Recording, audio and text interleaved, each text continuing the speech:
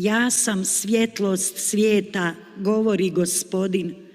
Tko ide za mnom, imat će svjetlost života. Aleluja,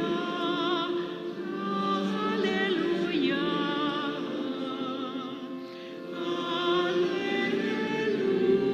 aleluja. Gospodin s vama. Čitanje Svetog Evanđelja po Luki. Slava tebi, Gospodine. U ono vrijeme reče Gospodin: Jao vama, farizeji, namirujete desetinu od metvice i rutvice i svake vrste povrća, a ne marite za pravednost i ljubav Božju. Ovo je trebalo činiti, a ono ne zanemariti. Jao vama, farizeji, volite prvo sjedalo u sinagogama i pozdrave na trgovima, jao vama. Vi ste kao nezamjetljivi grobovi po kojima ljudi neznajući hode.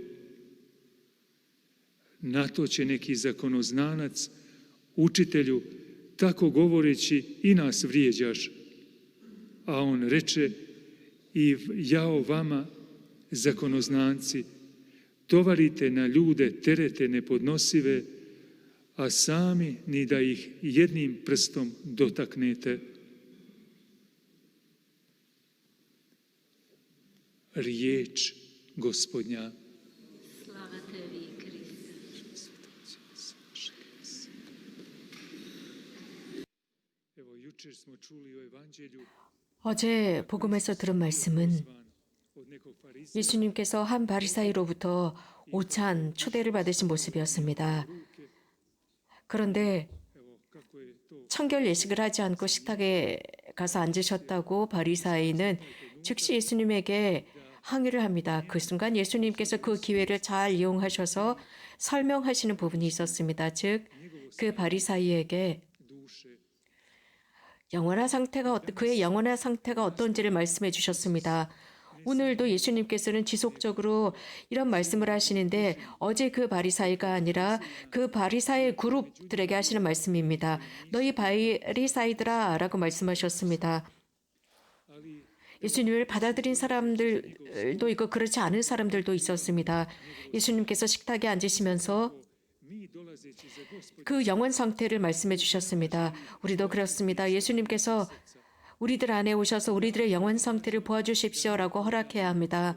매우 중요한 것은 우리가 정결한 마음으로 이 여정을 걸어가야 합니다. 또한 중요한 것은 우리들의 상태는, 영혼의 상태는 어떤지도 보아야 합니다. 예수님께 있어서는 예수님은 사실 불편하신 분이십니다. 그분의 말씀은 우리들의 마음 깊숙이까지 들어옵니다. 창을 찔리는 것처럼 들어와서 우리들이 보지 못하는 바로 그것을 보시고 꿰뚫어 보십니다. 하느님이시기 때문에 그렇습니다.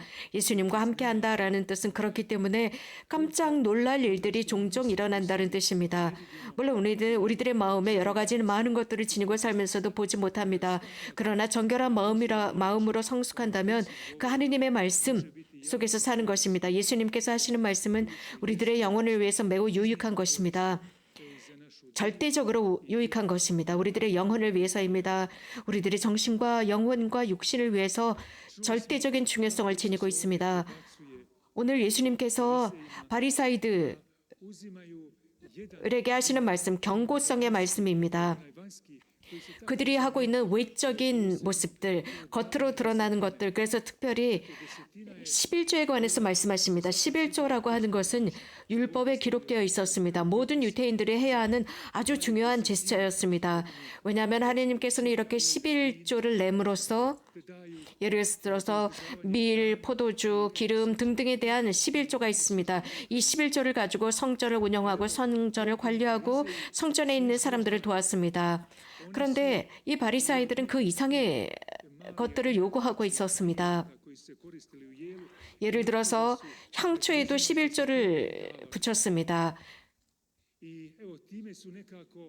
그렇기 때문에 이 바리사이들이 하는 행위, 들은 사람들의 눈에 비치는 그들의 모습은 그리 좋지 않았습니다. 그래서 예수님께서는 물론 11조 중요하지만 절대적으로 중요한 것은 아니다. 정말 중요한 것, 필수적으로 중요한 것은 너희들의 마음 상태다라고 말씀하십니다.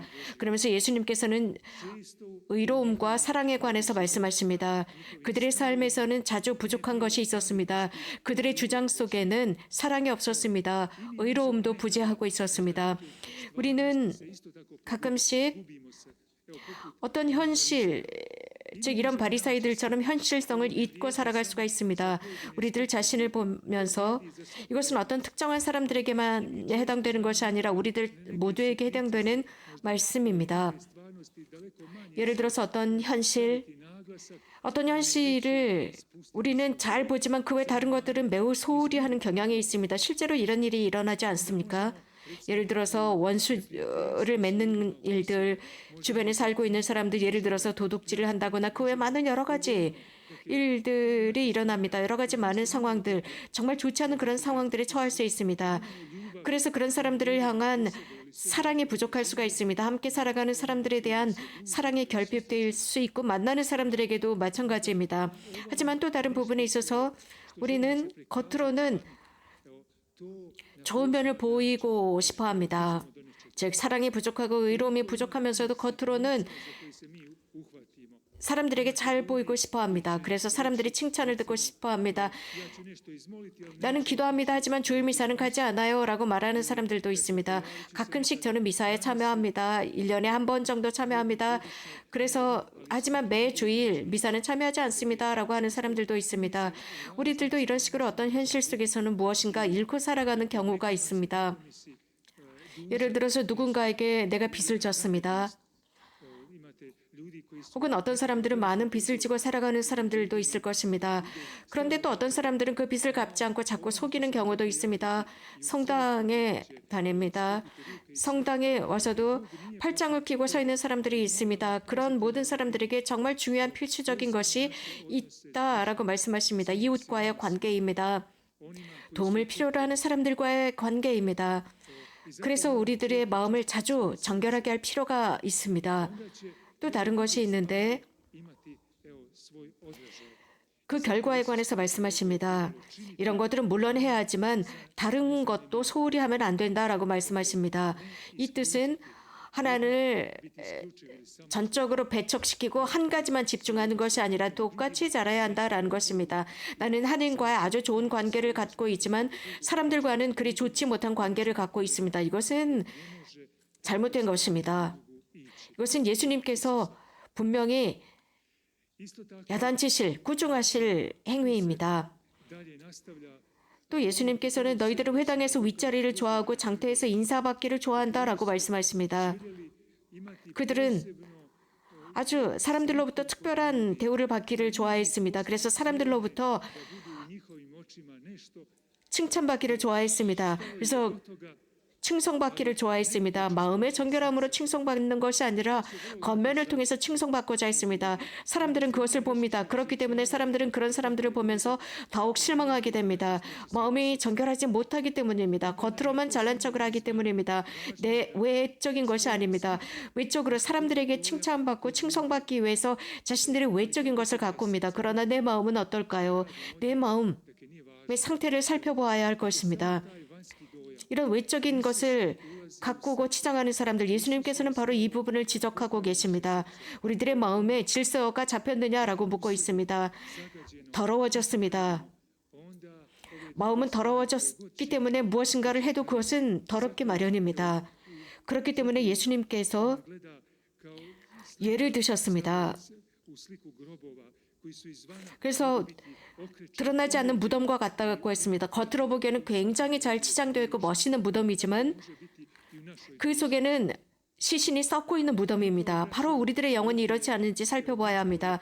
이건 메주거리에는 고해성사로 유명한 성지입니다. 많은 사람들은 이곳에 자신들의 영혼을 이곳에 와서 자신들의 영혼을 열고 있습니다. 그래서 하나님께서 그 영혼을 보시고 우리들의 마음을 보시고 마음의 정결함을 주십사 자신들의 마음을 열고 있는 곳입니다.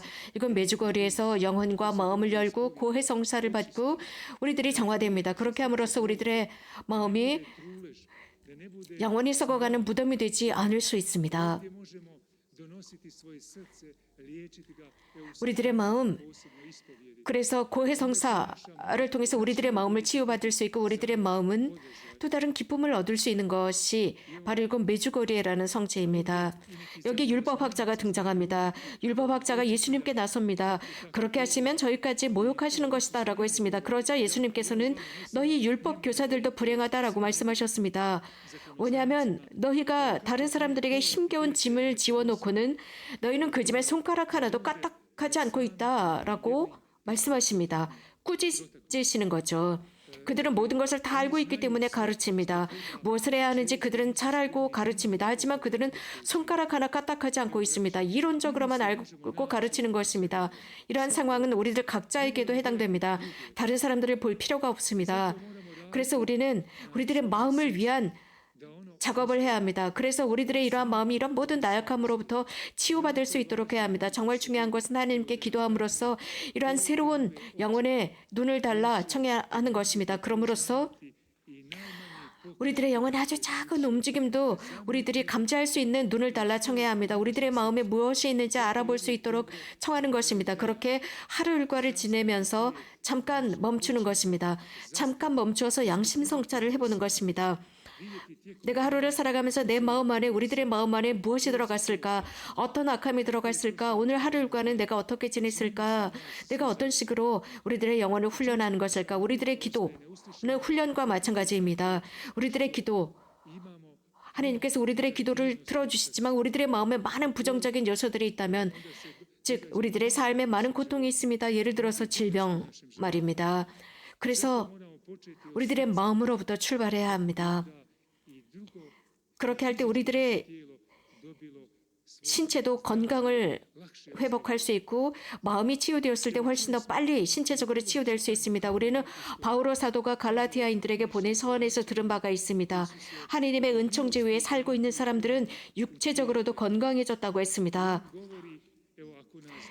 성령께서 이끄시는 대로 산다면 우리들은 그 율법 아래 있는 것이 아니라고 했습니다. 그 뜻은 악한 사람이 되지 말라는 것입니다. 바오로 성인께서 강조하시는 것은 세례받은 모든 사람들, 그들은 성령의 열매를 거울처럼 보여줘야 하는 것입니다. 육신의 열매가 아닙니다. 성령께서 우리들을 인도하시기 때문입니다. 인도하시면 우리는 그 율법 아래에 있는 것이 아닙니다. 그 율법 아래에 있으면 우리들은 육이 시키는 대로 하는 것입니다. 성령께서 시키는 대로 한다면 우리들은 훨씬 더 강력해집니다. 우리들의 즉 육신의 열매와 성령의 열매를 분리해서 말씀해주고 계십니다. 이 부분을 가지고 우리는 양심 성찰을 할 수 있습니다. 얼마나 많은 것들을 우리가 소유하고 있고 우리 안에 있는 그 많은 것들이 얼마나 여전히 육적인 것들인지를 볼 수 있습니다. 성령께서 우리들과 함께 하실 때 어떤 열매를 맺을 수 있는지 바오로 성인께서 말씀해주고 계십니다. 바오로 성인께서 가장 먼저 하신 말씀은 불륜이었습니다. 육의 행실입니다. 불륜, 쾌락입니다. 불륜, 쾌락, 즉 혼인 성사 이전의 불륜입니다. 많은 사람들은 혼인 성사를 받기도 전에 이런 불륜을 저지르고 있습니다. 생각으로도 불륜을 저지릅니다. 또 더러움입니다. 이러한 불륜을 생각하는 것, 더러움입니다. 육신의 더러움을 상상으로 불륜을 저지르는 것입니다. 더러움입니다. 생각으로 자신의 그 불륜을, 더러움을 완성하는 것입니다. 성취하는 것이죠. 바오로 성인께서 말씀하시는 것입니다. 방탕함입니다. 즉 어떤 삶의 질서도 없이 살아가는 것입니다. 아주 천박하게 살아가는 모습입니다. 그럼으로써 사람들에게 자신을 드러내는 것입니다. 그의 마음은 매우 더러운 상태입니다. 너무나도 불결합니다. 그래서 그에게는 어떤 한계가 없습니다. 영혼조차도 더러워져 있는 방탕한 사람입니다. 그는 이러한 육신의 불륜과 더러움에 자신을 맡긴 상태를 방탕한 사람이라고 합니다. 또 바오로 성인께서는 이렇게 하는 사람들은 하나님의 나라에 들어갈 수 없다고 말씀하십니다. 또 바오로 성인께서 예로 들으신 것은 마술입니다. 우상숭배입니다. 적개심, 분쟁, 시기, 이기심, 격분, 분열 등등 이러한 모든 현실들은 다툼을 만들어냅니다.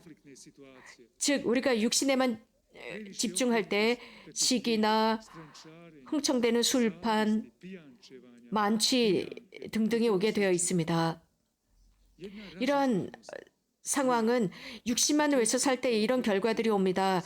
이렇게 불륜을 저지를 때, 더러움을 저지를 때 이런 모든 것들이 무질서와 다툼과 분열과 분파 등등이 분쟁이 일어나기 시작합니다. 또 바오로 사도께서는 이렇게 예를 드신 뒤에 성령의 열매들에 관해서 언급하십니다. 여기에서도 육적인 열매와 영적인 열매를 구분해서 말씀해 주시는데 성령의 열매는 사랑. 사랑은 우리가 눈으로는 볼 수 없습니다. 가시적인 것이 아닙니다. 하지만 열매는 드러납니다. 사랑, 기쁨. 하느님은 사랑이십니다. 우리는 그분, 사랑이신 그분을 닮아가야 합니다. 사랑을 통해서 하느님께서 우리들 각자, 사랑을 통해서 우리들 각자를 사랑하십니다. 죄인이든 아니든 의로운 사람이든 그렇지 않은 사람이든 그분의 사랑은 태양의 빗살처럼 똑같이 내려옵니다. 그래서 우리는 사랑해야 합니다. 악과 죄를 사랑하는 것이 아니라 사람을 사랑해야 합니다. 하느님의 사랑은 모든 사람들에게 그대로 전해집니다. 그리고 기쁨에 관해서 언급하시는데 하느님을 사랑하는 기쁨입니다. 사랑의 기쁨. 하느님과의 관계를 맺었을 때 나에게 기쁨을 가져옵니다. 누구든지 자신의 영혼을 위해서 작업하고 노동하는 사람, 활동하는 사람은 기쁨을 얻게 됩니다. 기꺼이 성당에 오고 미사에 참여하는 사람들은 기쁨을 얻게 되어 있습니다. 하느님께서 그들에게 주시는 기쁨입니다. 이것이 바로 하느님과의 관계입니다. 우리가 이런 것들을 기도를 통해서 성사들을 통해서 하게 된다면 평화가 옵니다. 평화.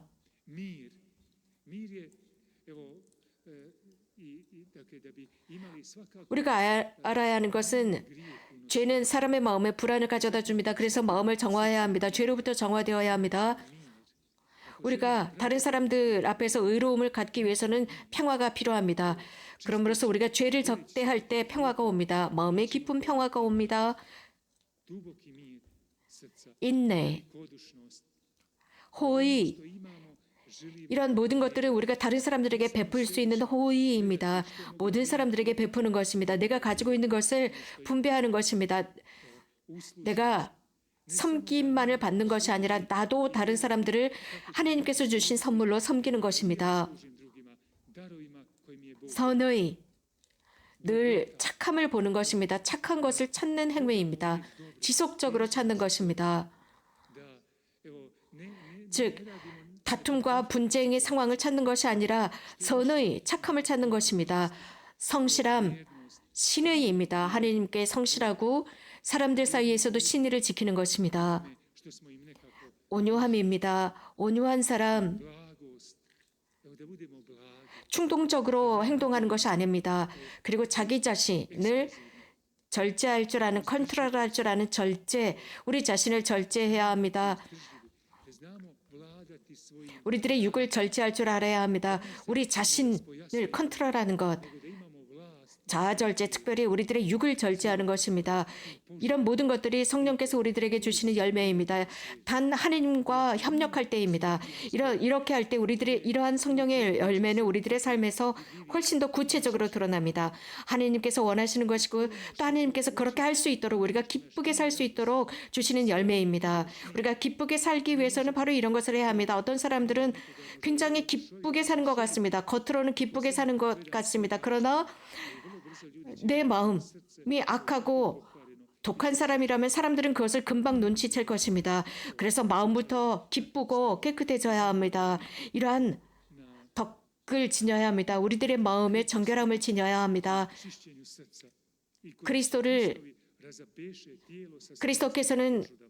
그리스도를 모신 사람들은 자신들의 육을 절제할 줄 압니다.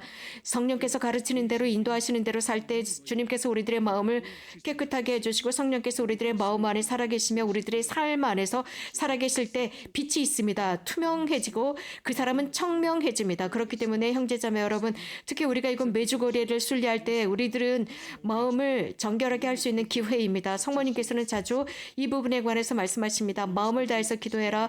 마음을 다해서 모든 것을 해라라고 말씀하십니다. 그렇기 때문에 우리들은 마음을 깨끗이 해야 합니다. 그렇게 하도록 노력해야 합니다. 우리들의 이렇게 마음이 깨끗할 때 우리들의 외적으로 드러나는 행위들도 마음으로부터 오는 것입니다. 내 마음이 깨끗할 때 내 행위도 깨끗하고 청렴 결백하게 됩니다. 우리들의 마음을 바탕으로 우리들의 행동이 드러나는 것이죠. 말도 그렇습니다.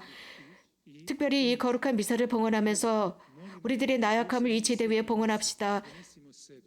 이러한 성령의 열매를 지니지 못한 부분이 있다면 그것을 이 제대에 봉헌합시다. 그럼으로써 복되신 동정 마리의 전구를 통해 하나님께서 우리들을 도와주시고 우리도 이런 성령의 열매, 이러한 덕을 지닐 수 있도록 해달라 청합시다. 특별히 성모님께서 지니셨던 그 덕을 지닐 수 있도록 사랑, 기쁨, 호의, 인내, 선의, 온유, 절제, 그 외 모든 이 덕들을 지니게 해주십사.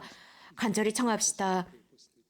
주님께서 우리들의 마음에 오셔서 우리들의 마음을 정결하게 해주시고 당신의 사랑과 기쁨을 지니게 해주실 수 있도록 기도합시다. 아멘.